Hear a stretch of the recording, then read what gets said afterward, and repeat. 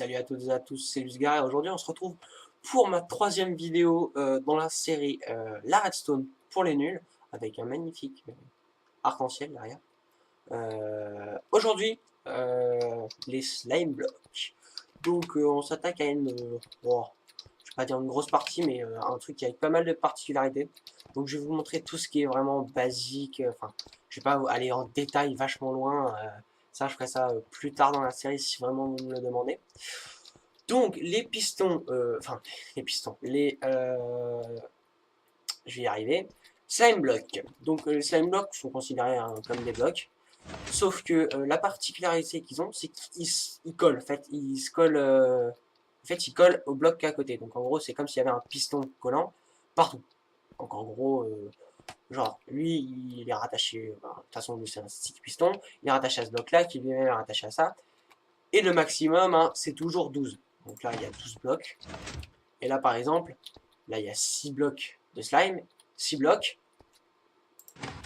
Voilà, ça transporte. Si jamais je rajoute un bloc, non, voilà. Voilà, ça marche pas. C'est pareil, c'est tout additionné. Vous pouvez faire la forme que vous voulez. Peu importe, ça changera rien. Du moment que ça dépasse pas 12 blocs.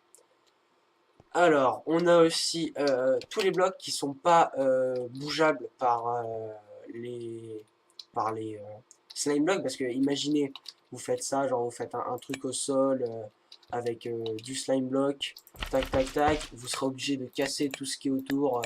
Et si vous voulez mettre de la redstone, bah, c'est galère quoi. Donc vous pouvez mettre des fours qui ne sont pas bougeables.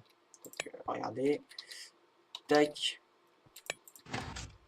Voilà, et il ne bouge pas. Tout comme, donc là, il y a les fours, les tables d'enchant, ça c'est la bedrock, l'obsidienne et les under chests qui ne sont pas bougeables. Donc en gros, vous pouvez en mettre autant de slime blocks que vous voulez, tout ça, bougeront jamais quoi. Ce qui peut être pratique, genre si vous voulez dans les, les ascenseurs, parce que regardez, les slime blocks ont aussi une particularité, c'est de nous propulser quand hop là, voilà, on propulse donc des ascenseurs qui font ça à répétition et ils propulsent aussi les items. Si j'arrive à en mettre un dessus, je vais y arriver. Non, moi, je le mets au-dessus. Et voilà, là ça devrait être bon. Voilà. Donc si vous voulez faire des ascenseurs à thème, ça peut être vachement pratique. Maintenant qu'on a vu vraiment la base du slime block, hein, franchement c'est rien de plus compliqué, rien de plus simple. Maintenant, on va s'attaquer aux panneaux solaires, aux Daylight Sensor, ou là, c'est les Night Sensor. Daylight, c'est des panneaux solaires qui détectent le jour, donc la puissance selon le jour. Ça peut être pratique, genre, si vous avez genre votre ville, vous mettez ça à un endroit et vous allumez toutes vos lampes quand il fait nuit. Donc voilà, donc ça, c'est un Daylight Sensor. Donc ça détecte le jour. Ça, c'est un night sensor. Donc, comment on les inverse? On clique juste dessus. Vous voyez que ça inverse. Ça permet de détecter la nuit. Donc, une puissance.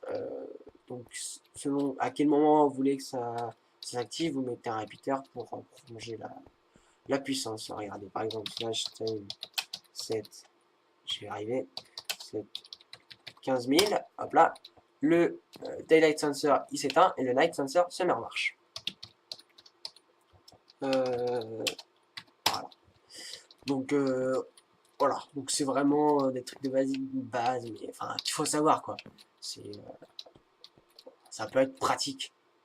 La time 7.0, la nuit est pas vraiment finie et le jour est pas vraiment levé. Donc voilà. Maintenant, on va s'attaquer à des trucs que j'aurais dû vous montrer dans la toute première vidéo, que si vous n'avez pas vu, je vous invite à aller voir. Les inverseurs, ça peut être vachement pratique, genre si jamais vous faites un circuit assez complexe et que vous vous retrouvez avec une sortie en courant positif alors que vous voulez que ce soit un courant négatif, donc éteint, vous avez juste à faire donc là, vous sortez avec un courant positif et vous voulez que ce soit un courant négatif, vous avez juste à faire ça. Donc en gros, une injection dans un bloc avec une torche et le fil de redstone. Si jamais vous vous trouvez avec un courant éteint, et ben vous avez juste à faire ça, donc ça alimente. C'est vraiment pas compliqué, et moi je m'en sers très souvent. Ça s'appelle un inverseur. Ensuite, on a ça, franchement, j'aurais dû vous le montrer dans la toute première vidéo, et on ne sait pas si jamais on fait pas de redstone. Donc, dans la première vidéo, vous aurez appris que la redstone a une puissance de 15, donc ça va jusqu'à 15 au maximum. Si vous voulez allonger cette puissance, vous avez juste à mettre un répéteur. Donc forcément ça allongera le temps, hein, mais un tick c'est pas énorme, qui permettra d'allonger le signal. Donc en fait, tous les 15 blocs vous mettez un répéteur, ce qui vous permettra de prolonger votre signal quasiment à l'infini, ce qui est pratique si vous voulez transporter je vais y arriver, un courant de redstone sur une longue distance. Ça arrive pas souvent, parce que maintenant il y a des techniques pour pas trop gaspiller de redstone, mais bon, voilà. Et bien, la vidéo touche déjà à sa fin, hein, bizarrement c'est une vidéo assez courte, parce que là j'ai vu vraiment, je vous ai montré vraiment la base des slime blocks, qui pouvaient transporter d'autres blocs avec eux, qu'on pouvait pas dépasser 12 et tout ça. Mais c'est vachement utilisé, le slime block, pour surtout les ascenseurs, quoi. C'est quasiment que pour ça que c'est utilisé, quoi. Ah, si, restez jusqu'à la fin. Le slime block, il vous propulse en l'air. Vous touchez pas votre clavier, vous rebondissez. Vous touchez à votre clavier en appuyant sur l'espace, ça atténue le saut. Et si jamais... Ok, game. Mode 0. Et si jamais vous sneakez, vous prenez des dégâts. C'est comme s'il n'y avait pas de bloc, quoi.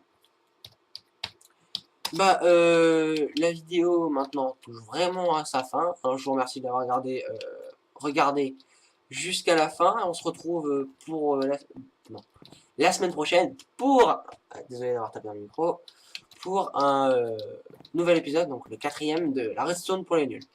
Allez, tchuss tout le monde!